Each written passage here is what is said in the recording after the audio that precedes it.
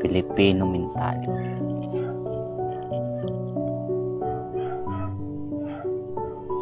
Pag hindi ka magaling sa school, hindi ka makakakuha ng magandang trabaho. Hindi proud sa'yo ang parent mo.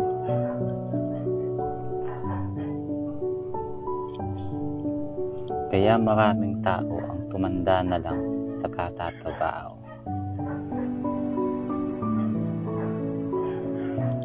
Ni hindi magkaroon ng time freedom sa sarili at sa pamilya. Pero paano ka magkakaroon ng time freedom sa sarili mo kung araw-araw busy ka sa katatrabaho?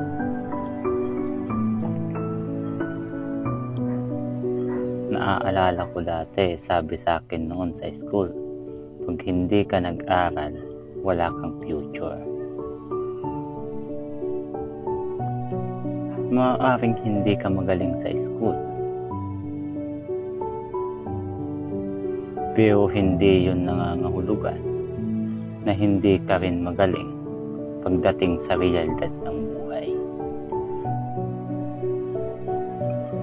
Lalo na pagdating sa financial. Totoong importante rin ang makagraduate sa college bilang take advantage mo.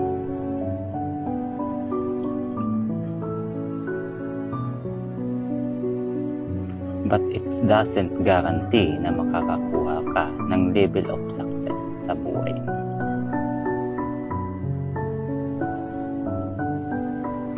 Lalo na ngayon, mabilis nang magbago ang technology from time to time. Kaya sa mga taong puno ng pangarap ang buhay, humanap kayo ng mentor na nakapunta na sa nais mong patunguhan.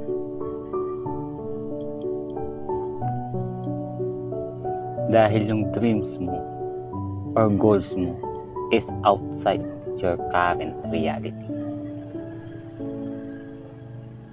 Huwag kang hihingi ng advice sa kapwa mo employee kung ang dream mo ay magkaroon ng time freedom. Dahil wala yan maituturo sa iyo at masasayang lang ang oras mo. Para kanyan, nalulunod at humingi ka ng tulong sa taong hindi rin marunong lumangoy.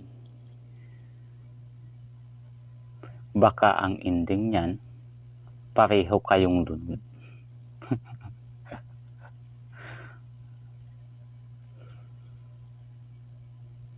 Thank you for watching.